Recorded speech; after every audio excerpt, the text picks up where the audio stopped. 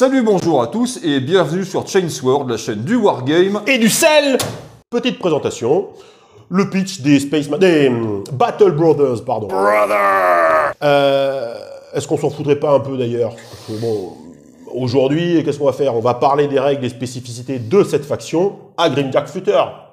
Grimdark Future. Point. C'est tout. Tout le monde s'en tamponne du reste, puisqu'on les joue avec en tête 35 ans de l'or de chez Smith d'en face. Bon, c'est bien beau de rigoler, mais on sait tous pourquoi on est là du coup. On est là parce qu'on se cherche un système de jeu qui marche une bonne fois pour toutes. On n'a jamais remis en cause le paléolore, le fluff, le néo-fluff. On ne parlera pas ici de l'imbroglio fluff novelitas inclusif, le but étant de garder une parole libre sans se faire striker la chaîne. Oui. Or donc, il advint que nous jouions dans un univers trop dark où il n'y a que la guerre, mais avec des règles de jeu faites par des gens sérieux, dont le métier n'est pas d'abord de nous vendre des figues et du papier. Donc le fluff, des Battle Brothers à OPR, pour rester simple et expédier ça rapidement, on notera qu'il était une fois des types se faisant upgrader par un gars solide appelé le fondateur. Le but étant d'avoir des garçons frais, transpirant les hormones, afin d'aller inculquer les vraies valeurs du patriarcat à travers les étoiles. Certains de leurs contemporains étant quand même assez incommodés par la grosse transpi des dessous de bras, la guerre éclata entre les mâles alpha et les fragiles du nez. Mais au final, à la suite d'une histoire un peu alambiquée, où ce que rebondissements et révélations de dernière minute se succèdent à un rythme effréné, le fondateur disparaît tragiquement et ses enfants surdimensionnés s'imposent comme principale force de défense des fragiles. Un clone du fondateur appelé conduit et réalisé de sorte qu'il puisse poursuivre le rêve de son œuvre afin de guider ses sujets à travers les étoiles. Bon, je vous laisserai bien quelques minutes pour vous remettre de cette étonnante histoire, si inattendue, mais on n'a pas que ça à faire. À OPR comme à 40K, on a toute une ménagerie de sous-espèces de balèzes dopées aux hormones. Donc on a les vampires, on a les loups-garous, on a les chevaliers, on a les exorcistes, etc. etc. Plus sérieusement, on ne s'intéressera ici qu'aux Battle Brothers Vanille, mais pas sans saveur, plus connu, dans d'autres latitudes, sous le nom de Schtroumpf. ou de Boy Scout de merde. Et voilà. Donc, pour commencer, on va présenter les règles spéciales de l'armée. Pour rappel des règles de base, je vous encourage à vous référer à la vidéo que nous avons récemment faite et qui représente tout ça en détail. L'armée va profiter d'une règle spécifique, l'intégralité de l'armée, qui est de la règle Fearless, qui va permettre, en cas de test de commandement raté, de relancer et de le réussir sur 4+. Propre. Voilà. Dans les règles spéciales, on va avoir Advanced Tactics qui va nous permettre de bouger les unités, Medical Training qui va donner la régène, Reaper qui va permettre, c'est une sorte de soin pour les unités avec Tough, Shield Wall qui va bonuser notre défense, Vétéran Infanterie qui va nous rajouter +1 pour toucher à la mêlée et au tir, et Vétéran Walker, la même chose mais pour les marcheurs. Et War Chant classique qui va nous permettre de booster le Furious. On reviendra là-dessus en détail lorsque nous décrirons les unités. Les sorts, donc comme pour chaque livre d'armée, les sorts s'articulent de la même manière, 2 sorts de niveau 1, 2 sorts de niveau 2, 2 sorts de niveau 3, pour un total de 6. Voilà. On va commencer par les sorts de niveau 1. Donc on choisit une unité à 18 pas, elle a -1 pour toucher la prochaine fois qu'elle tire. C'est pas mal, mais la portée est un peu courte. Terreur psychique, qui va nous permettre à 12 pas de mettre 2 touches avec AP2 à une unité ennemie. Un petit boost de dégâts pas négligeable. Voilà. En niveau 2, on va avoir le trauma cérébral, qui va nous permettre de choisir un modèle ennemi dans un rayon de 12 pas, à qui on va mettre 2 touches AP4. C'est du sniping. Ça, c'est un bon sort. Voilà, puisque vous choisissez le modèle ennemi dans un rayon de 12 pas. Ensuite, donc on a un petit sort qui va nous permettre de choisir 2 unités ennemies dans un rayon de 18 pas afin de leur donner -2 au mouvement, -4 à la course ou à la charge. Ça, c'est très bien. C'est pas mal. Ouais. Un brouillard d'éclair. On choisit 2 unités ennemies dans un rayon de 9 pas qui prennent chacune 6 touches. Alors, c'est pas foufou, Mais ça peut être intéressant pour des armées dites pseudo d'élite pour aller gérer un petit peu la masse. Mais bon, la portée de 9 pas... Ça sera avant d'arriver au corps à corps, quoi. Ouais. Et pour finir, donc, le passage temporel, on va dire. Donc, on choisit 2 unités à 18 pas, et elles ont chacune AP plus 2 la prochaine fois qu'elles chargeront. Alors, c'est très bon, mais pas assez cher, quoi. Ouais, ça ne passera pas toutes les 5 minutes. On n'est pas sur le domaine de magie le plus foufou. Hein. Voilà. En revanche, ouais, je trouve trauma cérébral plutôt très bien pour ce qui est de, juste avant de charger au cac, faire sauter le petit buffer qui donne la régène, par exemple. Poum, toi, terminé. Oui, pourquoi pas. Non, le sort de snipe est intéressant, mais bon, on va voir que dans la liste, on peut aller en chercher d'autres, donc voilà. Par rapport aux unités, donc ça s'articule comme d'habitude sur l'intégralité des livres d'armée. On va avoir les héros, les unités de base, les véhicules ou les monstres, l'artillerie, les titans. Ah non, nous n'avons pas de titans chez les Marines, parce qu'on essaye quand même de coller un minimum au fluff qu'on connaît. Hein, voilà. Donc alors... il y a un quasi-titan quand même. Hein. Quasi, on le verra tout à l'heure. On sortira pas tout le temps. Pour les héros... On ne change pas une équipe qui gagne. La plupart du temps, on va avoir tendance à s'en servir comme buffer d'unité. Voilà. Donc le premier, le Master Destroyer, 145 points. C'est quoi? C'est le capitaine en armure Terminator. On ne se la raconte pas. Profil de base, 3+3+. Il va avoir nativement la règle embauche, le Fearless, on l'aura compris, hein, ils l'auront tous. La règle Hero, qui va lui permettre de rejoindre des unités, et Tough 6.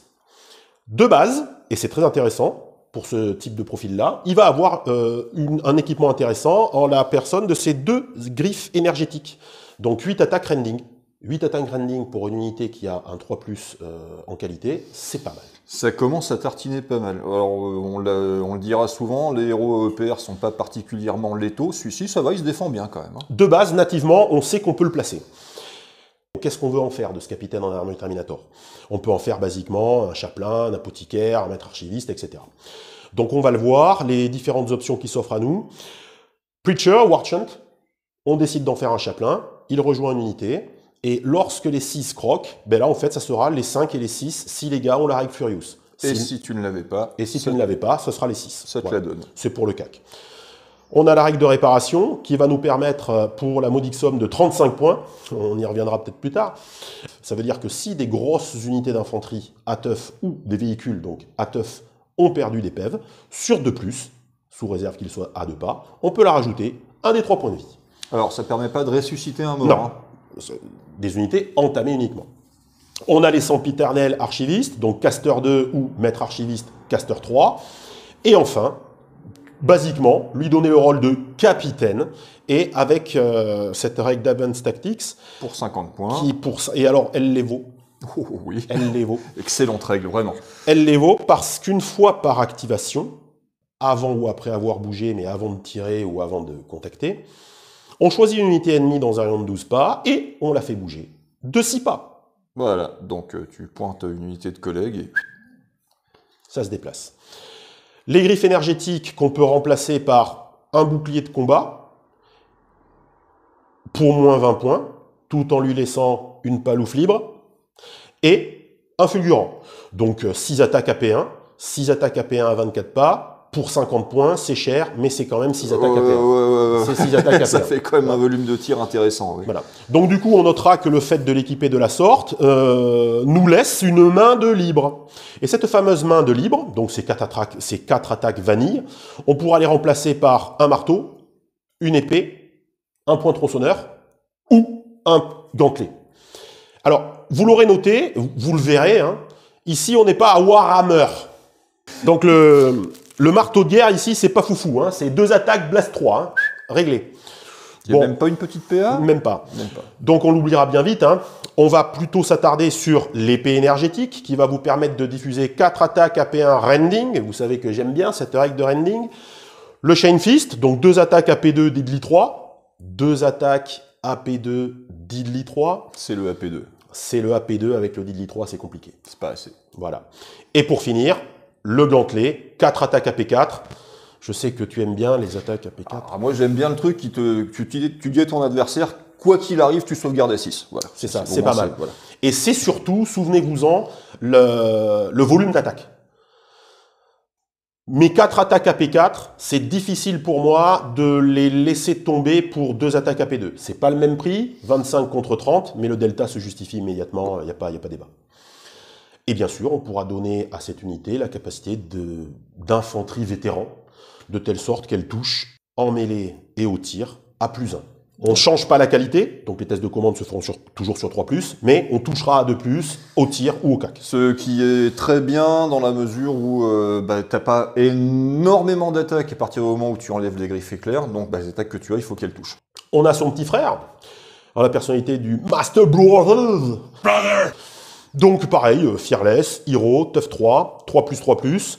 Lui, il va avoir... Alors c'est là qu'on a la grosse différence qui est apportée par l'armure Terminator du profil précédent. Elle va nous donner plus de tirs, plus d'attaques. Ici, on va... Et l'embouche. Et l'embouche. Ici, on va avoir la même défense, 3+, mais on en aura un peu moins d'attaques et de tirs. Donc 2 attaques vanille, 2 tirs AP1 à 12 pas avec le petit pistolet. Pour les upgrades de cette unité, c'est toujours les mêmes. Toujours le même coup en point. On peut faire de lui un chaplain, un espèce de tech marine qui soigne aussi les bonhommes, un caster 2, caster 3 ou un capitaine avec la fameuse advance tactique. On va remplacer, c'est le même principe, 2 griffes énergétiques, cette fois-ci, qui vont donner 4 attaques rending. Et pas 8. Et pas 8. Ou alors, l'Heavy Chainsword. C'est pas mal la Heavy Chainsword. Hein. 4 attaques AP1. Il y en a une qui sera plus aléatoire que l'autre, mais effectivement, il y en a une qui annule la régène si tu tombes sur... Ça dépendra de ce que tu as en face. Entre les deux, notre cœur balance. Pour les options d'armes, maintenant, c'est quand même un peu différent. On va se retrouver avec pas mal d'équipements différents. On va pouvoir lui amener des petits pistolets qui vont remplacer son heavy pistol. On va pouvoir les remplacer par des choses qui vont amener du deadly, qui vont amener du rending, qui vont amener de la fiabilité, qui vont agrandir sa portée, etc. Est-ce que faire le détail est intéressant? Pour moi, ce sont des points qui sont dilapidés dans la liste.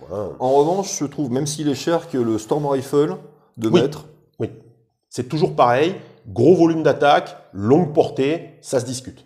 45 points pour 4 attaques AP1 à 24 pouces. Pour moi, c'est du détail. Ça veut dire que c'est pas là-dessus qu'on va construire notre liste. Non. Par contre, ça sera quelque chose d'intéressant pour aller mettre les derniers points qui nous restent pour faire le détail, on va dire. L'arme de CAC, donc les 2 attaques de base, on peut les remplacer encore et toujours par un marteau de guerre, une épée énergétique, un point tronçonneur et un gantelet. Cette fois-ci, par contre, lui, on peut lui donner un réacteur dorsal qui va lui fournir la règle ambush et flying, ou, une moto. Autant la moto, je la trouve hors de prix à quoi? 85 points. Autant le réacteur dorsal, 15 points, franchement, c'est pas cher. Oui, tout à fait, parce qu'on verra que c'est quelque chose qui va nous permettre d'aller joindre notre personnage à une unité pour lui faire profiter de son war chant, etc. Et pour finir, bien sûr, on peut lui fournir l'amélioration infanterie vétéran pour 15 points, qui, sur le même principe que tout à l'heure, nous permet de rajouter +1 au jet pour toucher. Et enfin, dernier profil de héros de la liste des Battle Brothers, c'est l'élite Pathfinder. Le chercheur de chemin. Ouais, chercheur de chemin. Bon, c'est le capitaine scout, grosso modo. Donc un profil à 4+4+, qui, lui, dispose de la règle Strider, qui va nous permettre d'ignorer donc l'effet des terrains difficiles. C'est intéressant. Les bonus qu'il peut apporter aux unités qu'il rejoint sont sensiblement les mêmes, toujours pour le même coup. Là, on peut remplacer son arme de tir, son petit pistolet, par un fusil de snipe, qui va avoir une portée de 30 pas pour 2 attaques AP1 sniper, qui peut être intéressant. 65 points. 65 points quand même. Oui, mais l'intérêt, c'est parce que comme le wording de l'arme va être différent des fusils de snipe, parce que là, c'est un master snipe, on peut splitter. Ça veut dire que lui pourra tirer sur une unité et ses petits copains sur une autre. 2 cibles de snipe dans un même tour avec une seule unité, ça peut être intéressant. Qu'est-ce qu'on va lui donner après comme amélioration à lui? On peut lui donner la règle de scout et ou la règle stealth. Parce que, et c'est étonnant, nativement, les scouts Battle Bros Space Marine n'ont pas scouts de base. Voilà. Quelque chose de très curieux aussi, c'est qu'on peut vraiment l'adapter aux situations. On peut lui donner une paire de griffes énergétiques, on peut lui donner une grosse épée tronçonneuse, on peut l'équiper comme le Captain avec plein de petits modules, petits lance-flammes, petits fuseurs, petits lance-plasma, etc., etc. Bon, pourquoi pas? Pourquoi pas? On verra que même si ça nous permet d'aller chercher une petite polyvalence, un petit up quelque part à des endroits de la liste, la portée rend vraiment ce genre d'équipement. On peut lui mettre inutile. une moto, Non, on ne peut pas lui mettre de moto. ce qui est très con puisqu'il y a des motards scouts. Par contre, on peut lui mettre une épée tronçonneuse, on peut lui mettre un marteau. Un marteau, on sait bien. Souviens-toi, une attaque Blast 3 quand même. Ouais. On peut lui mettre À 4+, une épée hein, énergétique, voilà. On peut lui mettre un point tronçonneur, on peut lui mettre un gantelet, tout ça. Mais pas infanterie vétéran. Et on se souvient... Ben, C'est pas un vétéran, c'est un scout. voilà. Mais le problème, c'est qu'il va souffrir très rapidement de sa qualité de 4+. Est-ce qu'on va aller le chercher? On verra tout à l'heure que pas forcément. On va attaquer les unités de base. Donc les unités de base, justement, parlons-en. Donc les scouts, hein, pour 115 points les 5. On va se retrouver avec une unité 4+, qui va avoir Strider de base, avec un Ratata, une attaque PA1 à 24 pas chacun, et une attaque de close vanille. Qu'est-ce qu'on va faire avec ça? Ben, c'est pas compliqué, on peut leur mettre un sergent, qui peut avoir un pistolet Bolter de sergent et une arme de corps à corps de sergent. Ça change absolument pas le profil, c'est gratuit, mais ça permet de... Alors ça, on va le voir, tous les marines sont la possibilité de mettre un sergent, ce qui permet de rajouter une arme spéciale de CAC par unité, si on décide de l'acheter. En l'occurrence, pour 5 points, on peut lui mettre un pistolet à gravité, 2 attaques rending à 9 pas, ou un pistolet à plasma, une attaque à P4 à 12 pas. Mais on peut également remplacer son arme de sergent par une épée énergétique ou un pole fist. Est-ce qu'on va chercher le CAC avec les scouts? Je pense que si on va chercher le CAC avec les scouts, c'est qu'on a loupé quelque chose en amont. Hein, voilà. L'intérêt des scouts, c'est qu'on peut leur adjoindre des fusils à pompe pour 2 attaques à P1 à 12 pas, gratuitement. C'est pas mal. Oui. Et on peut aussi leur rajouter l'équipement suivant, le plasma, le gravity, le flammeur, le ratata et le missile launcher. Donc qu'est-ce qu'on va avoir tendance à faire? Malheureusement, on va se dire que on va leur laisser leur bolter, leur laisser une chance d'engager l'ennemi d'un peu plus loin, de telle sorte à pouvoir leur donner un petit plus. Moi je pensais au ratata, hein, donc le bolter lourd typiquement, 3 attaques AP1 à 30 pouces. Je pense, vu le wording, qu'on peut leur mettre les shotguns et les options, puisque le shotgun, c'est replace any heavy rifle. Oui, oui, tout à fait. On peut faire coexister au sein d'une même escouade une arme spéciale ou lourde et que des fusils à pompe. Ce qui peut être pas mal si tu mets un flammeur. Oui, par exemple. Tu as quand même une létalité importante à 12 pouces, c'est pas ridicule. Voilà, donc on l'aura compris, on va pas trop non plus rentrer dans les détails, mais vous le lirez, vous le verrez bien à la lecture de ces profils. Le lance-plasma, c'est pour gérer de l'élite. Le flammeur, c'est pour gérer de la masse. Le machine gun, c'est pour gérer de la masse, mais d'un peu plus loin. Et le lance-missile pour aller, sur un malentendu, chercher de la teuf ou de la teuf peu blindée, parce que son problème, c'est toujours la PA2, quoi. C'est triste qu'on n'ait pas accès aux fuseurs avec les scouts. Parce qu'avec leur mouvement scout, si on leur achète l'option, ça aurait été intéressant. C'est vrai, c'est vrai. Et enfin, chose intéressante, c'est que jusqu'à 3 d'entre eux peuvent remplacer leur bolter par un fusil de sniper, qui leur donne donc la règle de sniper, avec une attaque AP1 à 30 pas. Bon, c'est 25 points pièce, ce qui monte à 75 points les 3. Mais je pense que c'est une unité intéressante, d'autant plus qu'on le fait coexister avec la petite amélioration de stealth, qui va leur permettre de rester cachés. C'est propre, difficile de leur tirer dessus. Eux, ils font un petit peu ce qu'ils veulent.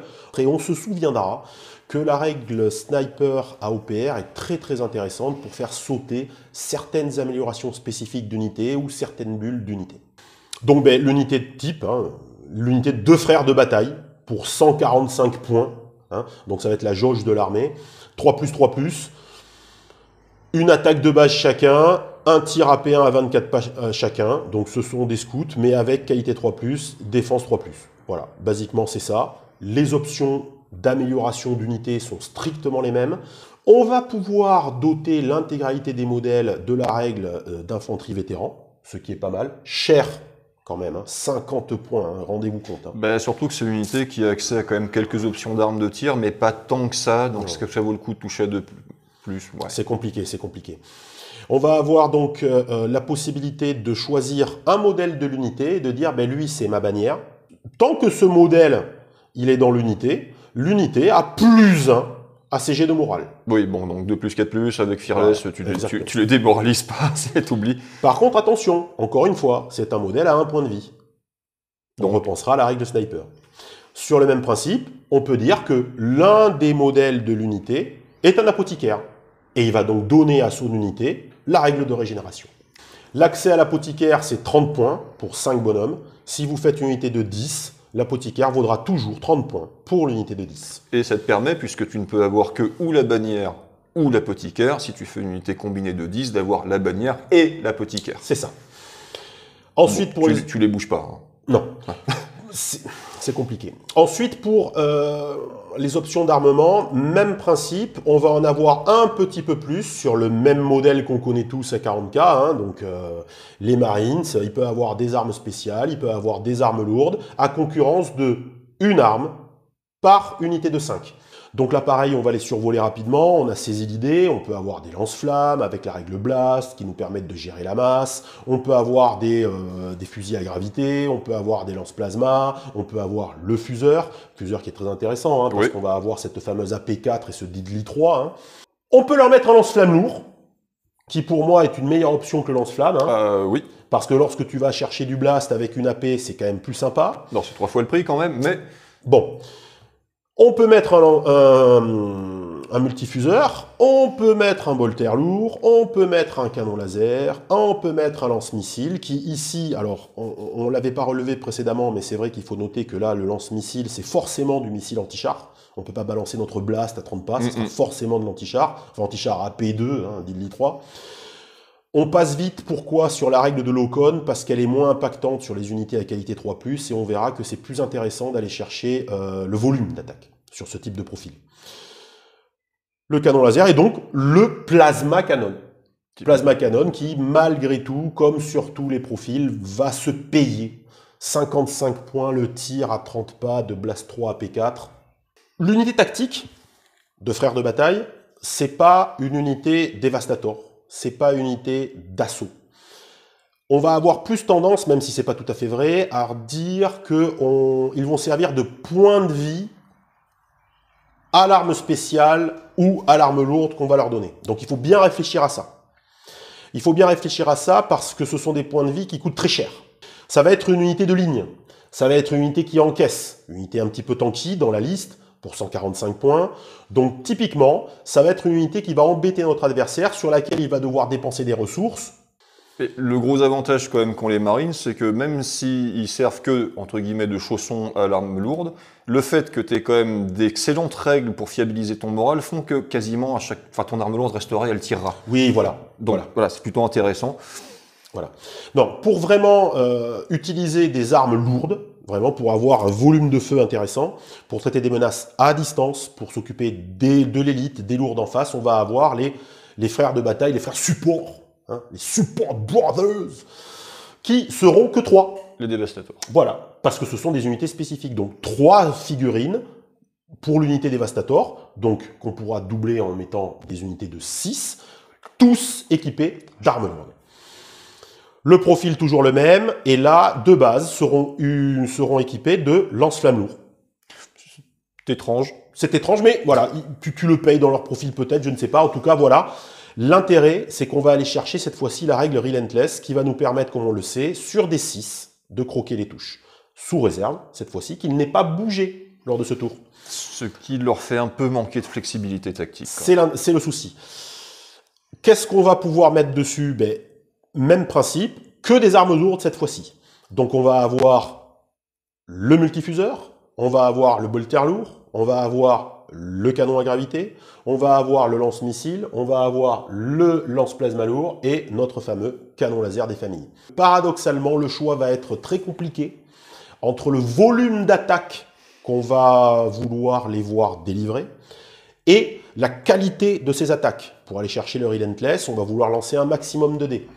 Le problème, c'est que, à contrario, les petits dés qu'on lance, par exemple 3 canons laser, on lance que 3 dés, 3 bolters lourds, on en lancera 9, mais si on croque sur les 6 du canon laser, ça va être quand même vachement plus intéressant, vachement plus impactant que de croquer sur 1 ou 2 ou peut-être même 3 dés de la P1, du bolter. Je trouve qu'il y a quand même deux options d'armes qui se détachent un petit peu. C'est le Gravity Cannon parce que tu as beaucoup de volume de tir en rending. Oui. Et que ça peut être très dissuasif pour les mecs qui vont vouloir te faire une faible pas trop loin de ta Devastator. Parce qu'ils ont intérêt à avoir l'init, hein, sinon ils vont prendre la foudre. Et ensuite, le Laser Cannon parce que tu as la portée, quoi. Moi, typiquement, c'est l'une de mes unités préférées pour séparer mes tirs. Ça veut dire que dans l'escouade, je vais avoir tendance, contrairement à d'autres factions, à pas cumuler la même arme pour pouvoir rentabiliser mon action, mais au contraire, avoir 2 profils d'armes différents pour pouvoir tirer qui sur de la masse, qui sur du véhicule ou de l'élite. Ça veut dire que si on met un canon laser, on peut mettre 2 canons laser et du ratata, ou 2 ratata et un canon laser, de telle sorte à pouvoir splitter ses tirs. Oui, pour achever des unités qui sont déjà entamées. Forcer des tests de morale. Et, ouais, voilà, exactement. Hein, on n'est pas vraiment dans la finition. Là, hein, on est aussi sur un travail de sape qui va durer toute la partie. Et donc les frères de bataille d'assaut. Voilà. Moins défensif là. Et la boucle est bouclée. Donc là, on se retrouve avec des unités de 5 pour 155 points, avec toujours pareil, même profil, 3+, 3+, et Fearless. Eux vont avoir des pistolets qu'on va pouvoir remplacer pour le sergent, même principe, qu'on va pouvoir équiper. On notera quand même qu'en V3.3, ils remplacent leurs armes de corps à corps de base par des Heavy Close Combat Weapons. Avant, ils n'avaient pas d'AP, maintenant ils en ont une. Et c'est vachement mieux. Donc on passera sur les équipements du sergent, qu'on peut adapter comme d'habitude.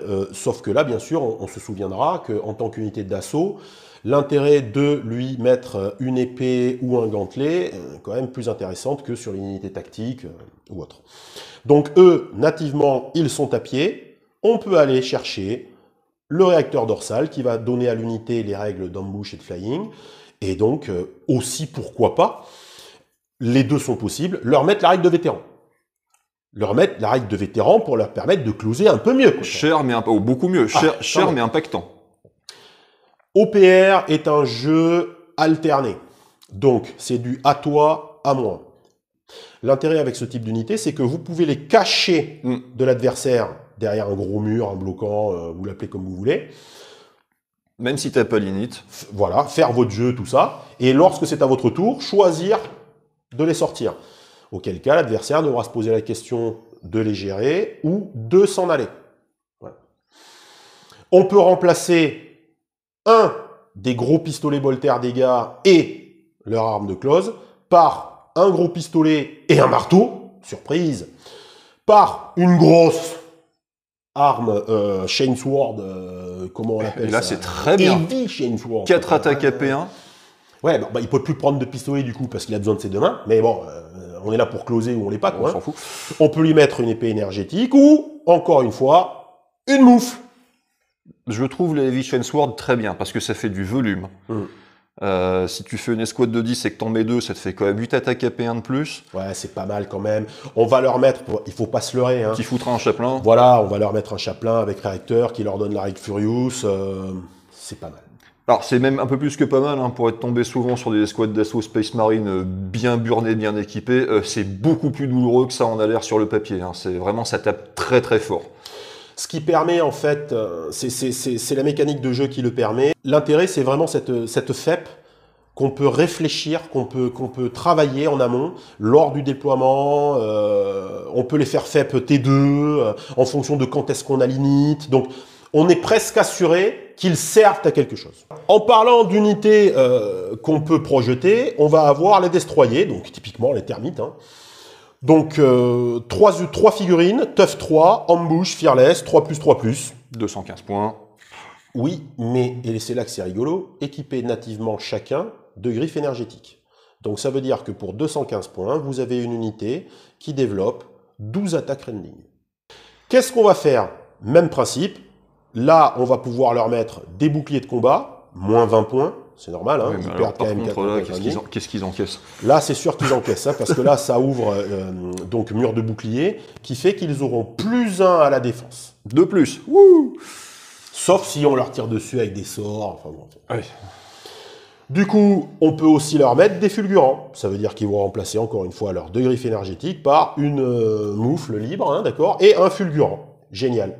60 points quand même. 3 attaques AP1 quand même. Hein. Oui, c'est ça. Mais la règle d'assaut est faite pour eux. Hein. Oui. Elle est faite pour eux, pourquoi? Parce qu'on va remplacer cette moufle qui sert plus à rien par un gantelet. Typiquement. Le gantelet qui va quand même nous apporter 3 attaques AP1 par tête de pipe. Hein, d'accord? AP4? Pardon, 3 attaques AP4 par tête de pipe, et parce qu'en fait, on est sur du 60 plus 60, ça fait 120. 120 qu'on va rajouter à 215, ça fait quand même 335 points. Pour une unité qui va être capable d'envoyer 12 tirs AP1 à 24 et 12 moufs AP4 au close. 9 et 9. Oui, Mais c'est déjà non, mais pas mal. laisse-moi 12, c'est mieux. Mais non, si tu mets un chef, tu peux monter à 12. Mais oui, voilà, ouais. Alors, certes, c'est odieusement cher, mais normalement, si tu te positionnes bien et que tu fais bien ton assaut, ça se... Ouais, c'est vrai qu'on se rend compte là que les options d'armes lourdes qu'on va pouvoir avoir, donc le lance-flamme lourd, qui pour moins 15 points va nous donner une arme fiable à 2+, un tir blast 3. Est-ce que j'échange un tir, parce qu'en plus surtout que je change le Storm Rifle que j'ai payé par le lance-flamme lourd, quoi. Alors ok, moins 15 points, mais j'échange 3 attaques AP1 24 contre une attaque Blast 3 2+ à 12 pas. J'ai après le canon d'assaut. Le canon d'assaut qui pour 15 points de plus va me donner une attaque en plus par rapport au profil du fulgurant. C'est un peu cher. Franchement, moi, non. Et le lance-missile Cyclone, qui lui ne remplacera pas le fulgurant, mais vous donnera, attention, accrochez-vous, un tir de lance-missile anti-char. On s'en souvient, un tir, AP2, Diddly 3, Locon. Oui, mais pour 60 points, c'est pas cher. Tu payes 60 points... Bon, d'accord. Tu payes 60 points ton fulgurant, ça fait 120 points de plus pour avoir un tir de lance-missile. C'est cadeau. Ouais, vous nous direz en commentaire ce que vous en pensez. Mais bon, Non, mais bien sûr qu'on le prend. Mais testez-le d'abord. Hein. Bon. Ok. Les scouts à moto. Bah, il fallait bien que les gens qui peuvent plus se servir des figurines puissent continuer à les jouer quelque part, non? Non, excuse-moi, je suis en train de m'imaginer des gamins avec des bandanas sur des Harley Davidson. Voilà. Donc les scouts à moto, on va aller chercher quoi? Nativement, la règle fast et la règle scout. Ça veut dire qu'ils vont se déployer, ils vont bouger mieux que les autres, et surtout ils vont pouvoir se déployer plus loin. Ok, vous les posez dans votre zone, mais une fois qu'ils sont posés, ils se déplacent de 12 pas. Ils pourront se déplacer vite. Ils ont quand même une défense de 4+, avec un tough de 3. Donc ils sont un petit peu plus résilients. Ils tirent chacun à 24 pas un tir, qui est Blast 3. Ce qui est pas mal du tout. Ce qui est pas mal. À plus courte portée, ils vont pouvoir sortir leur pistolet, une attaque AP1 chacun. Et au CAC, ils développeront, l'unité de 3 développera 6 attaques sans AP, sans rien, vanille. Bon, pourquoi pas aller chercher un sergent avec son heavy pistol, son heavy weapon. Bon, on peut lui mettre un pistolet à gravité, un pistolet à plasma comme les autres. Bon, pourquoi aller chercher ces points gaspillés qui seraient si utiles par ailleurs? Remplacer l'intégralité des lance-grenades qu'ils ont nativement sur leur profil par des ratatas jumelés. Donc chacun... Alors l'échange, c'est quoi? Au lieu d'avoir une attaque Blast 3 à 24, on va se retrouver avec 2 attaques AP1 à 24. Ça dépend ce que tu vas avoir à gérer, parce que l'avantage du Blast, c'est que ça annule les bonus de couvert. Oui. Ce qui est pas mal. Après, c'est là, je pense, que réside l'intérêt des améliorations possibles de cette unité, c'est que tu peux remplacer leurs petits pistolets par des bolters. Par contre, ça leur fait perdre leurs attaques de cac. Oui, on s'en fout. Oh, il en reste plus qu'une. Oui, mais ça leur permet quand même d'aller chercher une attaque de plus chacun AP1 à 24. Ce qui fait, si tu leur mets des bolters jumelés, des bolters dans la main, 3 attaques par tête, 9 attaques AP1, à 4+. L'intérêt vraiment de cette unité, c'est au déploiement et à la projection. C'est vraiment ça son unité. Donc ça vaut pas le coup de lui payer trop d'améliorations pour la rendre plus chère que ce qu'elle ne devrait. On est d'accord. On a leur grand frère, à moto, avec des vraies armures, ceux-là, donc un petit peu plus cher, 270 points, toujours 3 figurines. Là, nous sommes sur du 3+3+. Ils ont aussi Fast, Tough 3 et la fameuse règle Fearless. Alors eux, ils n'ont pas accès aux lance-grenades en option, ce qui est... Par contre, eux, ils ont les bolters jumelés de base. C'est ça. Donc pareil, volume d'attaque un peu plus intéressant, un peu plus stable, grâce à la qualité des figurines. Le sergent, pareil, qu'on pourra équiper de la même manière. On peut remplacer l'intégralité des pistolets bolters par des bolters, et l'un de ces bolters le remplacer par une arme spéciale. Donc, même principe, un lance-flamme, un gravity, un lance-plasma ou un fuseur. Et un fuseur. Et c'est là que c'est intéressant, parce que vous avez en main une unité qui a une bonne projection grâce à la règle Fast, qui est assez résiliente, hein, un Tough 3 avec 3+ en def, c'est pas mal, avec le fuseur. Donc vous garantissez l'utilisation du fuseur.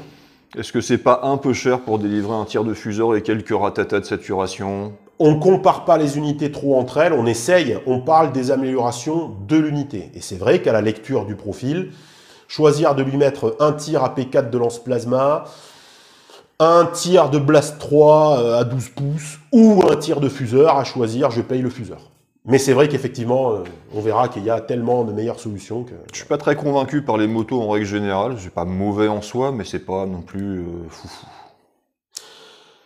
Les motos par 3, et on va voir la moto toute seule, mais avec 2 bonhommes. Donc là, pareil, vous avez votre sidecar avec son arme lourde dessus. Nativement, ça sera un lance-flamme lourd qu'on pourra avantageusement remplacer par un ratata ou plus sérieusement un heavy fusion rifle. Alors là, oui, complètement.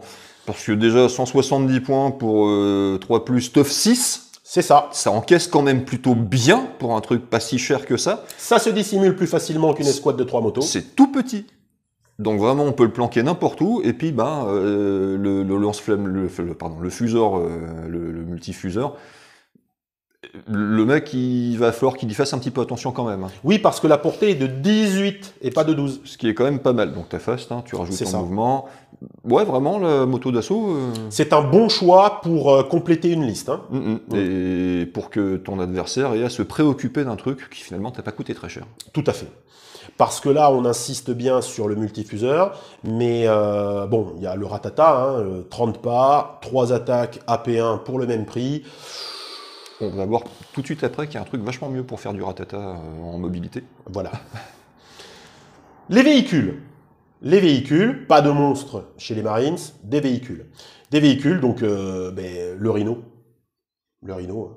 205 points, 2+, Tough 6, Transport 11, et un Impact 3 au cas où sur un malentendu. Le ratata de base, 3 attaques AP1 à 24 pouces. C'est le petit fulgurant. C'est pas incroyable, mais c'est pas. Voilà, ça fait du complément. On peut lui en rajouter un autre pour 45 points. Ouais, c'est un truc de fou. Ça fait 15 points le tir en fait. Ouais. Oui. Bah, t'as 6 tirs AP1 à 24 pouces pour beaucoup trop cher. 250 pour 250 points. Bon. Donc on est bien d'accord. On va pas s'en servir pour ça. Ce qu'on va aller chercher, c'est le transport. Et donc, l'amélioration, l'âme bulldozer, qui va nous donner la règle de Strider, donc ignorer les terrains difficiles. Pour être plus vite là où on veut aller avec ce qu'on a mis dedans.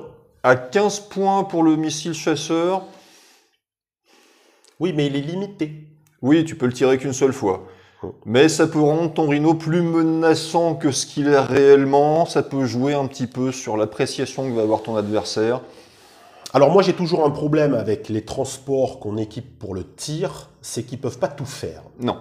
Alors on pourra arguer du fait que le mec, une fois qu'il a débarqué le contenu, il peut aller se promener pour faire du pampan à droite à gauche, mais c'est tellement anecdotique que même sur les derniers tours de la bataille, là où vous aurez commencé à entamer les unités ennemies, ça peut, pourquoi pas, faire des tests de morale ou finir des véhicules sur un malentendu. Mais qu'est-ce qu'on y met dans ce Rhino en fait? Parce que moi c'est ça qui m'ennuie un petit... Autant je conçois très bien les transports chez les orques par exemple, parce que ça permet d'emmener tes piétons plus loin, plus vite. Mais chez les Marines, tu mets quoi dedans? Ben moi, j'ai vu une partie dans laquelle le Rhino, en fait, c'était une unité intéressante pour bloquer les lignes de vue et les charges. 205 points de mur mobile, ouais. C'est une partie que tu as perdue, c'est mes Oui, souvenirs oui, sont tout bons. à fait, oui. Bon, après, je jouais Corne aussi. Donc Ah oui, c'est ça. Ben. Euh, Le mec se met de la difficulté. Mais ouais, parce que les Marines d'assaut, bon, tu les équipais de réacteurs, c'est quand même beaucoup moins cher et tu gagnes vachement en flexibilité tactique, donc tu vas pas les foutre dans un Rhino. Le Rhino, il coûte 205 points. L'unité de 10 Marines équipée de réacteurs dorsaux, ça va vous coûter 50 points de plus. Là où je vois la différence de coût, c'est l'activation supplémentaire. Le Razorback, parce qu'il existe le Razorback, même profil que le Rhino, sauf que lui, il va perdre en capacité de transport pour gagner l'arme lourde qu'on a sur la tourelle. Donc il ne sera plus lui que transport 6, mais on va avoir 2 attaques AP1 Blast 3 avec la règle Reliable qui nous permet de toucher sur 2+ nativement. Le lance-flamme lourd. On pourra remplacer cette arme lourde par d'autres armes lourdes, donc comme les figurines que vous connaissez bien. Hein. On peut lui mettre un bolter lourd jumelé, on peut lui mettre un canon laser avec lance-plasma jumelé, ami de la V de bonjour, on peut lui mettre un double canon laser ou un canon d'assaut jumelé. Ça se paye, c'est loin d'être gratuit. Le canon laser jumelé, donc 2 tirs AP3 Deadly 3 pour 85 points sur une unité qui tire, qui va vite, qui transporte. Si on le prend pas en tant que transport, mais comme un petit chasseur de chars pas trop cher à 285 points, parce qu'on va voir que les vrais chars Space Marine coûtent un bras. Ah oui. Pourquoi pas? Après, il manque de résilience parce qu'il a TUF 6, mais ça peut en faire un chasseur pas inintéressant, d'autant que sa portée le met quand même à l'abri de la riposte. Donc, moi, de base, j'aurais tendance à privilégier le Twin Minigun, donc les 8 tirs AP1 à 24 oui, pas pour 65 ça tire bien points. aussi. Ouais. Le volume d'attaque vous fera toujours privilégier ce type d'arme, parce que malgré tout, sur un profil à qualité 3+, bon... Oui. Et bien sûr, la fameuse lame bulldozer qu'on lui mettra si on veut pas être embêté par le champ de bataille. On a le drop pod, parce qu'on peut le jouer. On doit le jouer. Moi, je voulais pas en parler de rage, mais on va être obligé, hein, parce qu'il fait partie de la liste. Le drop pod, c'est l'une des unités qui m'a donné le plus de sueur froide ces derniers temps. Alors, qu'est-ce que c'est un drop pod? Ben, un drop pod, c'est un véhicule immobile qui coûte 145 points, défense 2+, avec la règle embouche, TUF 6 et transport 11, qui est nativement équipé d'un petit lance-missile de portée 18 pas, qui tire une fois, mais qui a un petit blast de 6. Et pour 55 points, de plus, on va pouvoir remplacer ce petit lance-missile blast 6 par 6 attaques AP1 de portée à 24 pas, donc fulgurant jumelé. Bah non, hein, il y a 5 points moins que le Rhino avec ça. Hein. Oui, mais le Rhino, tu l'auras mis la 2 heures. Et il tire 2 fois plus. Ouais, sauf que lui, il transporte autant que le Rhino, et il pose les unités là où vous voulez. 60 points de moins qu'un Rhino. Tu te places où tu veux et en fait, concrètement, il n'est pas immobile. Si tu veux le faire bouger, alors, tu peux. On a vu qu'avec Advanced Tactics, on peut utiliser cette capacité de choisir une unité à 12 pas et de la faire bouger de 6 pas. L'unité n'effectue pas d'action de mouvement. Elle n'effectue pas cette action. C'est hors phase. C'est hors phase. Donc, la règle immobile qui nous rappelle que l'unité ne peut effectuer que des actions hold, là, elle n'effectue pas d'action, l'unité. Donc, elle peut très bien bouger hors phase. Du coup, de quoi on peut se servir? On pose notre pod, et puis on peut le faire bouger pour couper les lignes ennemies, on peut le faire bouger pour prendre des objets, on peut le faire bouger pour plein d'autres choses. L'intérêt, c'est pas tant ça, parce que là, c'est des petits tricks comme ça, c'est situationnel. L'intérêt vraiment du pod, il est où? Il est dans notre capacité à pouvoir jouer sur l'embouche pour le déploiement, et du coup, après, de le faire apparaître à peu près où on veut. Le fait qu'il ait transport 11, ça nous permet de mettre jusqu'à 2 escouades assez burnées à l'intérieur, de telle sorte qu'on peut aller chercher des Marines qui vont se déployer pour aller courir dans la pampa, ou du lourd qui va nettoyer en sortant du drop. Au hasard, 3 dévastateurs avec multifuseur. Au hasard. Donc ouais, non, clairement, dans tous les cas de figure, le drop pod est mieux que le Rhino, quoi. Il y a même pas photo. Tu veux du transport en ton armée de Marines, Donc l'intérêt avec le drop pod, c'est quoi? C'est que lorsque vous avez un objectif, vous posez le drop pod dessus et la règle immobile ne l'empêche pas d'interagir avec l'objectif. Donc il le contrôle. À la fin du tour, si le drop pod est toujours sur l'objectif, il le contrôle. Ou il le conteste s'il y a des ennemis, etc. Mais il est là, la figurine existe. Immobile n'est pas un mal en soi. presque sous-costé à 145 points d'ailleurs. On est en présence d'une unité sur laquelle on pourra construire notre liste. Le Battle Tank, hein, donc le Predator. Ouais, le Predator, ouais. Bon, 525 points quand même. 525 Tu points. payes le Fearless. Ouais, tu payes le Fearless sur des tanks, c'est très important parce qu'ils ne ripostent pas au CAC. Donc c'est très important pour eux de réussir leur test de co. On a du Tough 12, on a l'Impact 6, on a le Fast. C'est du ratata, mais pas que. En fait, on va avoir bolter lourd jumelé, donc 6 attaques AP1 à 30 pas, et nativement le canon démolisseur, donc une attaque AP4 Blast 6, avec surprenamment la règle d'indirect. Alors déjà, c'est un peu rigolo de voir qu'on peut avoir un Vindicator avec des bolters lourds de tourelles latérales. Mais c'est comme ça. C'est déjà assez fun. Ouais. Et je suis un peu mitigé sur le canon démolisseur à cause justement de son Blast 6. J'aurais préféré 2 tirs Blast 3. Oui, parce ça c'est. que tu vas engager de l'élite avec AP4 et que les unités d'élite qui sont plus de 6, il n'y en a pas tant que ça. Donc Non. tu risques de gâcher un peu ton Blast. Ouais, tu dis ça pour la qualité 3+, on va aller chercher toujours le nombre de G, donc c'est vrai qu'une attaque AP4 Blast 6... L'indirect est intéressant parce que ça permet de le planquer, mais en même temps, si tu le planques, tu n'utiliseras pas tes bolters lourds, donc tu paieras pour rien. C'est pas... Qu'est-ce qu'on va faire du coup? On va pouvoir réfléchir à remplacer ce canon démolisseur. Par quoi? Pour 45 points de moins, on peut lui mettre 4 tirs AP2 Locon à 30 pas. On peut lui mettre le canon laser jumelé, hein, donc pour en faire un véritable Predator. Donc pour 15 points de moins, on va aller chercher l'AP3 et le Deadly 3. On peut lui mettre le lance-missile qui va être dédié à la chasse au volant. Hein, donc on lui fait ça 15 points de moins, mais portée 30 pas. Un tir AP3 Deadly 6 Locon.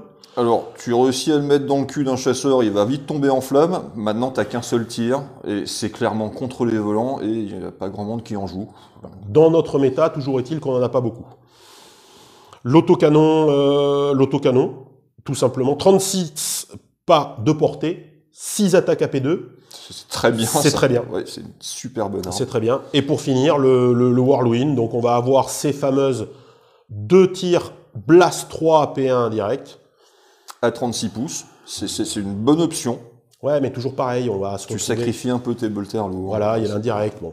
C'est que 5 points de moins. Donc l'arbitrage entre avoir un tir AP4 Blast 6 et 2 tirs AP1 Blast 3, on gagne en portée avec le lance-missile. C'est que 5 points de moins, je sais pas. C'est pas quelque chose que... En fait, le problème, c'est que si on veut jouer avec cette arme-là, disant je veux un lance-missile, je veux le mettre derrière, tranquille, c'est très cher parce qu'on va payer les bolters lourds de flanc, on va payer... Ça te permet quand même d'éclater un petit peu les campeurs d'en face, les scouts planqués dans une ruine parce que du coup leur bonus saute à cause du blast. À cause du blast, oui. Donc c'est pas inintéressant en soi, même si ça reste cher, mais ça peut être bien pour gérer tout ce qui se planque hors de ligne de vue et que tu aurais du mal à aller chercher avec tes piétons. C'est ça. Les options de tourelles latérales, on peut remplacer les bolters lourds par des canons laser. Donc là, on remplacera les deux, d'accord? Donc pour 40 points de plus, au lieu d'avoir les 6 attaques AP1, on va se retrouver avec 2 attaques AP3, Deadly 3. Donc on va faire de lui un véhicule anti-char. Si tu en fais la version anti-char, tu as Voilà. 4 tirs de canon laser. Alors, je suis pas pour la simple et bonne raison. Splitter. C'est grâce à la règle de split. Moi, je préfère toujours garder cette espèce de polyvalence en disant voilà.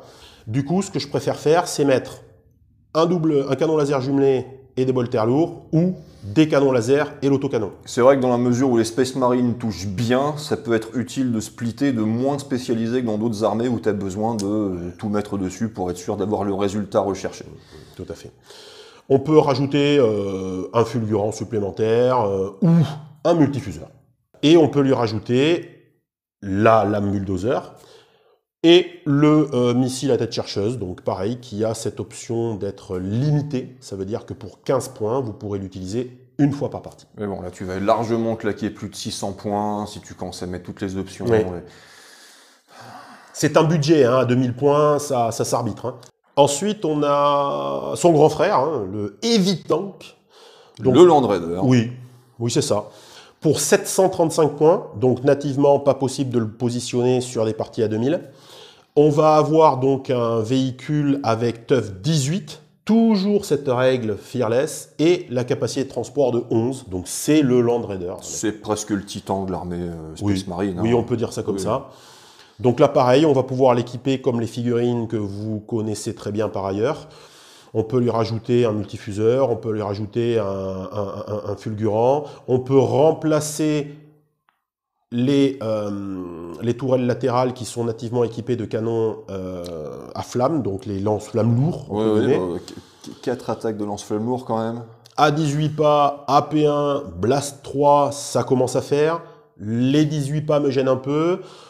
On peut remplacer les lance-flammes lourds latéraux par les bolters ouragans, les fameux bolters ouragans, qui là ont une portée de 24 pas, 12 attaques AP1 pour 10 malheureux points. Et les canons laser jumelés. T'as le prix du châssis quand même. Oui, et les canons laser jumelés pour 110 points cette fois-ci, qui délivreront 4 attaques AP3 d'Idli 3 à 36 pas. C'est un bunker mobile d'assaut de tir, on ne sait pas trop.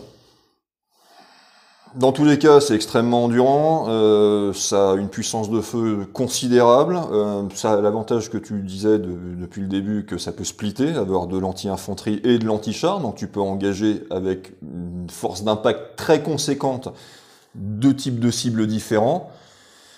Le problème, vois-tu, c'est que tu ne le feras pas péter sur une rafale, quoi. Certes, mais attention, il ne faut pas perdre de vue qu'on va le jouer sur des parties à 2005, à 3000, où il va y avoir de l'opposition en face, donc ça coûte cher, donc par défaut, on va avoir tendance à lui mettre des équipements qui lui permettent de lutter contre les gros d'en face, donc on va aller chercher les canons laser jumelés, donc ça va coûter encore plus cher, donc c'est compliqué. Il faut le considérer littéralement comme les titans dans les autres factions, c'est-à-dire un truc que tu sortiras de façon occasionnelle dans les parties à gros format, pour le fun. Mais bon, c'est peut-être un des petits défauts, mais après, bon, ça, au moins, ça correspond au fleuve d'un Land Raider. C'est pas rien, Land Raider. Ouais. Donc, ça a peut-être un petit défaut que tu pourras pas le sortir comme tu veux, mais c'est quand même une unité plaisir. C'est ça. L'attaque speeder. Attaque speeder. Ça, c'est une bonne unité. Pour le prix d'un Rhino. Mais c'est énorme. Qualité 3+, défense 2+, ambush, fast, fearless, impact 3, strider, tough 6. Mais et on notera n'en jetez plus. On notera qu'il n'a pas flying, il a strider. C'est ça. Donc il vole pas vraiment. Non. Mais par contre, il a ambush et nativement équipé de 2 lance-flammes lourds. Donc 2 attaques AP1 Blast 3 qui touchent sur 2+, à 12 pas. On pourra les changer avantageusement par des armes de tir, Heavy Fusion Rifle, donc le multifuseur, portée 18, une attaque AP4, Diddly 3, le Ratata, 3 attaques AP1 à 30 pouces, ou le canon d'assaut, 4 attaques AP1 à 24. L'intérêt de l'ambush, c'est de l'amener un petit peu à proximité des lignes ennemies, là où on veut. Donc ça veut dire que si on n'a pas bien écranté en face, on a la possibilité de poser notre socle et d'interagir immédiatement. Le fait qu'il soit avec une défense de 2+, et fearless et un tough 6 lui permet de survivre à la première intention adverse, mais le souci c'est que, comme la plupart des unités ambush dans son genre, c'est lui qu'on va jouer en premier. Oui, parce qu'il faut qu'il fasse ses dégâts avant de subir la riposte. Même si, effectivement, il encaisse plutôt bien. Oui. Je trouve que l'option avec 2 multifuseurs, ça peut être flippant pour le gars d'en face. Il va devoir le gérer. Voilà, et l'option saturation avec minigun ou heavy machine gun. C'est celle que je préfère. Voilà, tu peux même lui mettre 2 miniguns si tu veux. Hein. Tu envoies quand même 8 tirs à P1 avec 24 pouces, c'est-à-dire où tu veux, puisque tu es en embouche quand même. Donc tu cibleras ce que tu veux, la portée n'est pas limitative. Toujours pareil, moi je préfère lui mettre le bolter lourd et le canon d'assaut de telle sorte à pouvoir... Que tu puisses se splitter, ouais. Je comprends l'idée surtout. Ouais, ouais. Donc c'est un super bon chasseur de backline. On peut en faire un Landspeeder Typhoon, remplaçant l'un des 2 lance-flammes lourds par des lance-missiles. Et là, ça devient intéressant parce qu'on a une portée de 24, mais surtout 4 attaques AP2 Locon. Donc, lutter contre les volants ou contre les petits blindés d'en face, ou les unités qui nous embêtent. Qui nous emmerdent avec planqués dans les ruines. Voilà, exactement. Alors, c'est cher quand même, 70 points. C'est cher parce qu'en fait, ça ne remplace que l'un des 2 lance-flammes lourds et que l'autre, on peut toujours en faire un multifuseur, un bolter lourd ou un canon d'assaut. Voilà.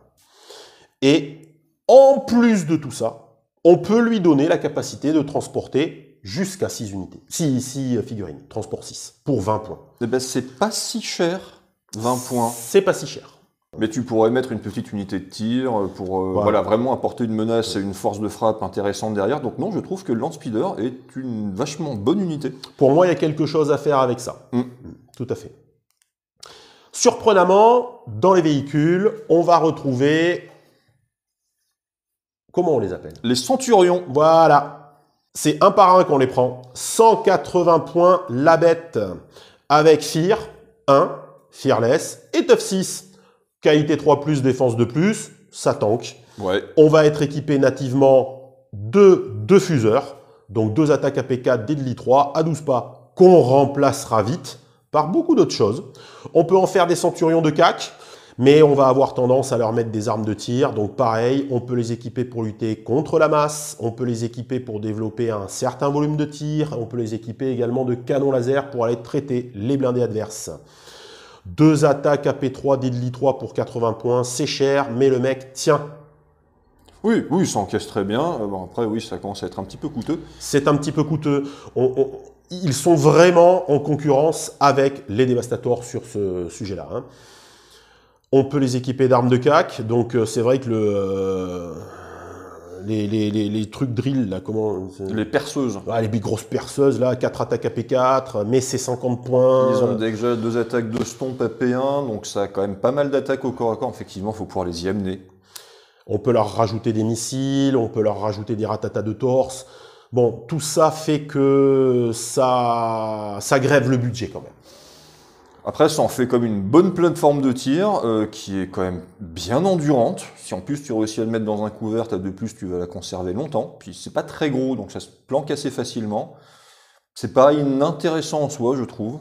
Ça se teste en partie. Ça se teste en partie. Nous, on n'a pas réussi à trouver l'intérêt fondamental de cette unité. Toujours pareil, hein, en parallèle avec les autres choix de la liste. Hein, d'accord, voilà.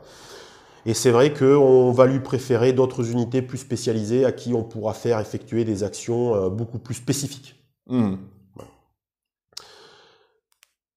Et le dernier véhicule de la liste, et non des moindres, le Dreadnought. Le Dreadnought.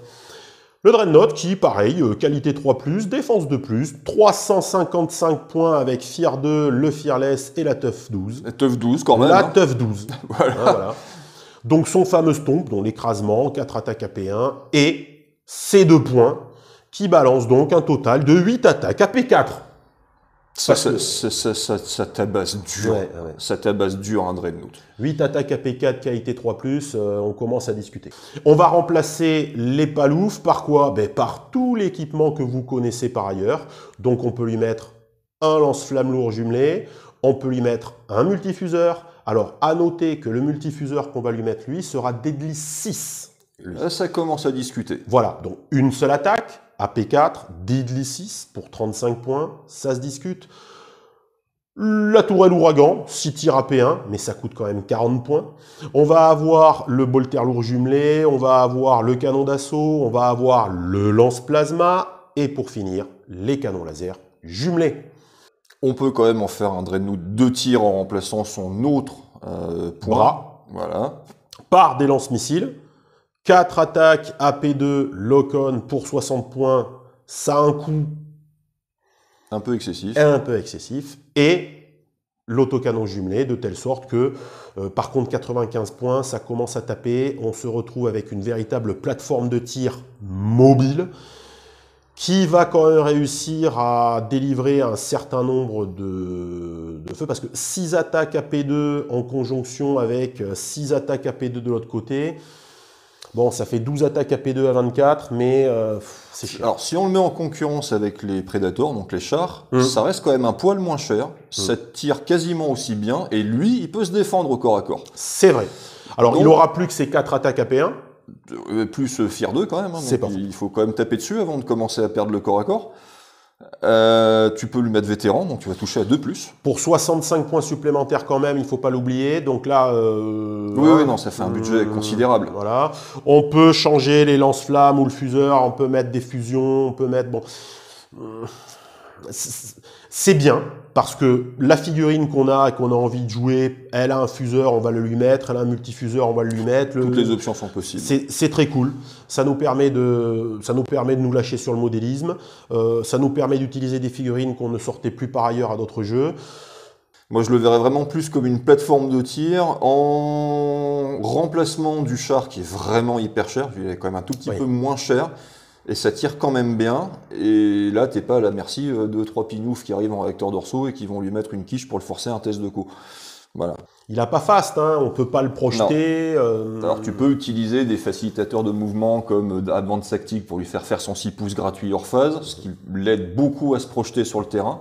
Donc tu peux construire un petit peu ton système de jeu autour de ça pour l'amener au corps à corps où il va faire des dégâts terribles. Ça se construit, ça se fait, ça se joue. C'est pas l'unité auto-include, hein. Non. Mais tu peux faire des trucs avec. Ouais. Mais justement, en parlant d'unité auto-include, je crois qu'il va y avoir débat sur l'artillerie. Oh bon, il y a un peu plus que débat. Ouais. Le choix de l'artillerie pour les frères de bataille. 480 points, Tough 6, c'est slow. Il a repair, ça veut dire qu'il peut s'auto-réparer. Fearless et entrenched. Et là, c'est bien, parce Et ça, c'est bien. Rappelle-nous ce que ça fait. On va rappeler à tout le monde ce que nous dit la règle entrenched, hein, parce qu'on n'est pas des sauvages, on ne dit pas aux gens, non, vous ne le saurez pas, vous n'avez qu'à regarder nos précédentes vidéos, gna gna. Il a oublié, c'est pour ça qu'il essaye de meubler. En fait, c'est pas compliqué. Les unités ennemies qui se situent à plus de 9 pas de notre unité, au moins 2 pour la toucher. Tant que notre unité n'a pas bougé à son activation précédente. C'est génial. Donc en fait, c'est hyper tanky. C'est hyper tanky. Il s'auto-répare, il a Tough 6, une défense à 2, t'as moins 2 pour lui tirer dessus.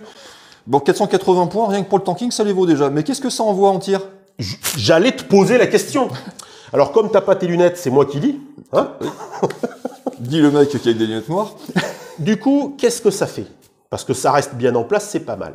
Avant de parler de l'arme de tir, moi j'ai envie de rappeler quelque chose de très très important qu'on a déjà expliqué par ailleurs, mais qu'on va donc rappeler ici parce que de mon point de vue c'est fondamental pour les unités de Ratata.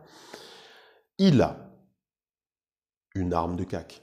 Pas n'importe laquelle en plus. Ça veut dire que le mec qui l'accompagne, il a 3 attaques AP2. Et ces 3 attaques AP2, ces 3 attaques PA2 vont peut-être faire la différence sur le ratage de l'unité d'en face qui n'a pas de PA, qui a qu'une petite PA de 1, qui n'a pas beaucoup d'attaques, etc. Donc si le gars veut venir s'en occuper au CAC, il va devoir y mettre les moyens. Oui. Oui. En plus, il y a Fearless derrière, donc même si tu le perds, c'est pas gravissime. Mais bon, voilà, là, quand même, il va falloir y aller avec quelque chose. Et donc, nativement, de quoi est-il équipé? Ben déjà, nativement, il a un gros canon qui porte à 30 pas, qui délivre 4 attaques, PA3, Diddly 3 Locon. Bon, il a 4 canons laser avec Locon. Il y a un volant en face, il n'y a plus de volant en face. On ne parlera pas que des volants, parce qu'on sait que nous, que les volants, bon, c'est pas... Il y a des transports de troupes en face, ils vont salement faire la gueule. Exactement. Et le contenu aussi. Hein. Et le contenu aussi. Donc tu te mets pas en face. Ça coûte quand même 480 points. Ouais, mais ça les vaut. On va voir que pour encore moins de 480 points, on va pouvoir changer cette arme. Au hasard, on va pouvoir lui mettre un canon Gatling qui va lui faire perdre 135 points. Et là, ça devient vraiment pas cher. Ça devient vraiment pas cher pour développer un volume d'attaque, un volume de 12 attaques AP1 à portée 24. On perd en portée, on gagne en nombre d'attaques, on perd en AP, mais c'est du ratata. On peut lui mettre un crack cannon. Portée 30, on retrouve notre portée initiale. 9 attaques AP1, rending. Indirect. Indirect. Et là, on commence à discuter. Et là, ça rigole pas du tout. Eh oui, parce que pour 450, un peu moins de 450 points, on se retrouve avec une unité qu'on planque, qu'on met au chaud, qui ne bouge pas, n'a pas besoin de bouger grâce à la portée, et qui envoie le pâté, quel que soit en face, les bloquants, les ce qu'on veut, tout ça. Et moi, je suis navré, mes 9 attaques AP1 rending. Sur la durée, ça va jouer. Sur la durée, là, quand on vous parle d'attrition, vous ouvrez le dictionnaire, vous regardez la définition du mot, vous y êtes. Parce qu'il va falloir aller le chercher et ça va être très difficile et il va falloir y mettre des gros moyens. Donc dans tous les cas, tu as rentabilisé ta figurine rien que par les efforts que l'adversaire va devoir faire pour aller la chercher. Et s'il ne le fait pas, tu vas te prendre pendant 4 tours 9 tirs AP1 rending indirect dans la tronche, donc personne n'est à l'abri. C'est pas mal. C'est un peu goldé. C'est pas mal. Et puis après, pour l'anecdote, pour 10 points de plus, cette fois-ci, donc de 480, on passe donc à 490 points. On va se retrouver avec le canon Thunder, hein, finalement, celui de la figue. Donc 30 pas de portée, 4 attaques AP2, blast 3 indirect. C'est intéressant dans une liste. C'est un peu plus intéressant. C'est deux obusiers de Lehman Ross en tir indirect. Ça coûte 10 points de plus. Non, l'idée c'est quoi? C'est que dans une liste d'armées élitistes, hein, que sont les Marines, aller chercher le blast, c'est pas mal. Avec la P2, ça permet la plupart du temps sur les grosses escouades d'en face de les faire sauvegarder à 6+. On fait lancer des dés, c'est très propre, 4 attaques, indirect, il reste à l'abri. On est dans un autre domaine d'attrition. 490 points, ça peut paraître cher, mais quand même, tu tartines. Là, tu feras plus que de l'usure sur toute la durée de la partie. Tu vas faire extrêmement mal. Et même chose, il va falloir mettre tellement de moyens pour aller chercher ce machin qui est planqué derrière un bloquant, qu'en plus, si tu réussis à dégager une ligne de vue, tu as quand même -2 pour le toucher, qui s'auto-répare si tu lui fais des dégâts. Bon, tu vas pas le sortir ou très difficilement, et lui, il va te balancer un volume 4 tirs à P2, blast 3. Ouais, non, tu fous pas un Predator, tu mets ça pour faire des dégâts à longue distance. Voilà, et là, on y est. Et en plus, vous pouvez faire plaisir sur le modélisme, hein. Vous pouvez customiser un truc avec des canons anti-aériens dans tous les sens, sur sa chichenillée, ce qui vous plaît. C'est trop cool. C'est ça. C'est une unité fun, c'est une unité efficace, c'est une unité qui va vous permettre d'aller combler certains manques au niveau de l'anti-char, au niveau de la gestion de la masse par rapport à d'autres unités que vous avez dans la liste que vous construisez. Et donc c'est vrai que quelque part, on la voit pas beaucoup sur les tables de jeu, mais... Alors ça a quand même le défaut que sur un format de 2000 points, ça te bouffe quasiment un quart de tes points. Oui, donc, mais c'est la seule unité que tu déploies, parce voilà. que tout le reste, tu l'as en scout ou en embûche, donc du coup... On avait dit pas de liste d'armes. Voilà. Donc l'aviation, comme dans l'écrasante majorité des livres d'armée, on retrouve ici 2 choix possibles, le chasseur et le bombardier. Ah mais non, en fait c'est pas tout à fait ça chez les Marines. C'est fou alors. Non, c'est le light et le heavy. On a vraiment le principe du char low cost qui vole et le principe du gros char qui vole. Oui. Hein, voilà. Donc le light gunship, 295 points. C'est pas cher. Alors, pourquoi c'est pas cher? Parce que là, la règle fearless est moins intéressante sur les volants. Donc le minigun, 4 attaques AP1 à 24, et le lance-missile Typhoon, 4 attaques AP2 Locon à 24. 24 pas, c'est une portée raisonnable pour un volant, c'est pas mal. Alors, qu'est-ce qu'on va traiter avec? Ça fait 8 attaques au total, 4 AP de Locon, 4 AP1. Est-ce qu'on va chasser du volant en face? C'est pas dit. Est-ce qu'on va chasser de l'infanterie en face? C'est pas dit. Est-ce qu'on va chercher du véhicule? C'est pas dit. Qu'est-ce qu'on va pouvoir ajouter au système d'armes nativement présent sur la figurine? On va pouvoir ajouter un pseudo-canon laser, 2 attaques AP3 à 24 pas, ou un Storm Cannon, 2 attaques AP de Locon à 30 pas. J'ai beaucoup de mal avec ces options d'armes, même si on peut remplacer le lance-missile Typhoon par 6 attaques AP1 à 36. Ça, c'est intéressant. Par 2 attaques AP3, Diddly 3 à 36, mais pour 45 points. Et enfin, 2 attaques AP3, Diddly 3 Locon à 80, si on veut en faire un chasseur de volant adverse. Mais moi, Après, bon, c'est l'état d'esprit dans lequel je suis. J'ai beaucoup de mal à mettre un volant pour lutter contre les volants d'en face. Oui. Alors après, c'est notre méta à nous, dans notre groupe de jeu, donc on n'en joue quasiment jamais des volants. Nous, on se dit quoi? Le mec en face, il a un volant? Chouette! Je vais pouvoir jouer à 300 points de plus. Oui, alors, c'est pas tout à fait vrai. Je trouve que sa version de base est pas excessivement chère, sature plutôt bien. Il y a de l'AP, que ce soit 2 ou 1. Oui, mais du coup, tu l'ignores. Ça peut être une nuisance. Une nuisance, pourquoi? C'est un jeu d'objets. Les Oui, volants oui. n'interagissent pas avec les objets. On est d'accord. Après, bon, ça peut te faire quand même des dégâts réguliers. Si tu veux l'engager pour le descendre, toujours pareil, ça va t'obliger à investir pas mal de ressources dessus. Il n'est pas mauvais grâce à sa portée de 24 et à son volume de tir. Mais encore une fois, moi, j'ai été mal habitué avec les volants. Alors, je vais pas le vendre comme un truc bon, hein, mais c'est tout à fait envisageable, en tout cas en sa version de base, parce que les versions beaucoup plus coûteuses. La version tueur de char devient trop chère. Ouais. Devient trop cher. Comme on l'a vu tout à l'heure, il va coûter plus cher que les unités, même pas spécifiques, qui peuvent lutter contre. Donc, on a vu avec l'artillerie tout à l'heure, les gros volumes de tir. Suffisamment d'options dans la liste pour avoir de l'anti-char par ailleurs. C'est ça. Donc, après, il y a le gros, le Heavy Gunship. 550 points. Alors, c'est pas le Thunderhawk, hein, c'est celui d'en dessous. Donc, pareil, lui, il va pouvoir transporter. Tough 9. Et Tough 9. Et il est plus gros, il y a la caisse pour le container bestiaux dessus. Donc, transport 11, pourquoi pas, avec la règle Aircraft. Alors, il y a certaines factions où je trouve que les transports volants sont vachement intéressants parce que tu leur drops un truc énervant, puissant et pas cher en plein milieu, donc dans tous les cas, ça l'emmerdera. Là, il n'y a pas vraiment de truc pas cher chez les Space Marines que tu puisses dropper au milieu pour embêter l'adversaire. Ouais. Et de toute façon, avec tes unités d'assaut, considérant le coût de la bête, tu vas pas les laisser à pied, tu leur mets des réacteurs. Hein. Oui, voilà, oui. Qu'est-ce qu'on met dedans? Je ne vois pas bien. Donc, Énormément d'armes, énormément d'équipements. On ne sait pas trop par où commencer. On va avoir du deadly, on va avoir un volume d'attaque, on va avoir un petit peu de lock-on. Pourquoi pas?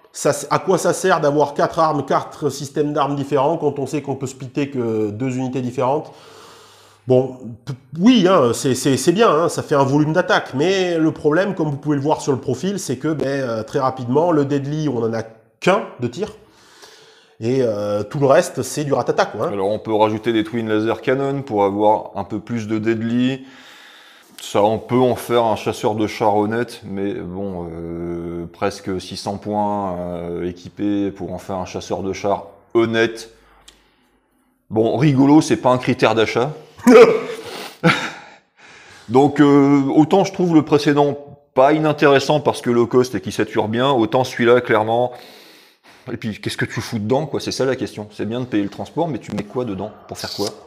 Sur les Marines, nous en avons terminé avec la lecture et la description des différents choix possibles et des unités de la liste. Les trucs qui marchent, les trucs qui marchent pas. Ce qu'il y a de bien dans cette armée, c'est que, un peu comme d'autres armées, on va avoir des solutions à peu près tout, sauf que là, on est sur de l'élite. Très clairement, on ne peut pas se permettre de dilapider nos ressources dans tout et n'importe quoi. Il va falloir que tu t'orientes un peu. Ouais, on va quand même devoir s'orienter. Ce qui se dégage comme unité phare de cette liste, moi je dirais, c'est qu'on a quand même dans leur métier les Space Marines d'assaut. Ouais. Vraiment, faut pas tellement se fier à la première lecture qu'on peut en avoir. Pour les avoir pris dans la figure beaucoup trop régulièrement, ouais, ça tape dur. Et puis les réacteurs dorsaux qui te permettent de voler, te donnent des options de mobilité, même si tu bouges, même si tu charges que à 12 pouces. Oui, mais c'est où tu veux, c'est génial. Et voilà. Deuxième unité phare de la liste, les drop pods. Sans blague. Il prendrait un petit up de coup en point que ça serait pas volé. En l'état, bien, vraiment. Non, vraiment, là, ceux qui sont un peu dégoûtés de certaines V7, 8 ou je sais plus, où ils ont été obligés de les remiser dans leur carton, là, ressortez-les. Hein. Alors, c'est pas le but de vendre du rêve, hein. Une armée full drop pod, ça se joue, ça fonctionne, on l'a vu sur le dernier tournoi. Oui, mais il faut l'intellectualiser, Voilà, hein, d'accord, ouais, attention. Hein. C'est pas de l'auto-win. Hein. Voilà, on est sur un jeu d'intention, on est sur un jeu de placement, on est sur un jeu où on a l'alternance des actions. Donc, c'est ça qu'il y a de formidable, c'est que l'adversaire interagit dans votre plan. Après, bien sûr, évidemment, on va se retrouver avec certaines unités comme l'artillerie qui est intéressante, qui coûte cher, c'est pour ça qu'on ne l'a pas mis dans nos unités préférées, mais c'est vraiment un choix à vraiment considérer. Et après, les unités qui vont nous plaire quand même un petit peu moins, on va retrouver les scouts, qui payent quand même bien cher leurs options. Pour le même coût, ils auraient scout nativement, ça serait pas volé, ça les rendrait un peu plus intéressants. Je suis d'accord. Après, on n'est pas là pour refaire les règles. Hein, non, on est là pour... Oui. Mais... L'idée, voilà, c'est de donner un état d'esprit, un feeling par rapport à tout ça. Typiquement, les listes que nous avons construites jusqu'alors et les listes contre lesquelles on a joué jusqu'alors, l'intégralité des adversaires que nous avons affrontés, il y avait de toute façon toujours une escouade d'assaut. Oui.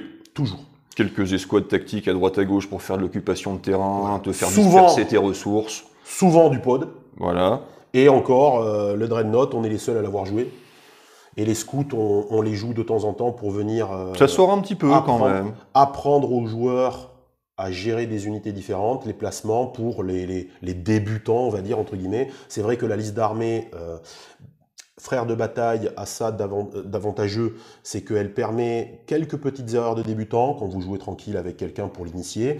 Mais c'est vrai qu'après, derrière, si on veut aller chercher quelque chose de beaucoup plus organisé, c'est difficile. Et malgré tout, lorsqu'on est dans une optique de jeu un petit peu plus organisée, on va être obligé en fait de s'orienter sur des unités un petit peu plus spécifiques que celles qu'on aurait jouées parce qu'on les a.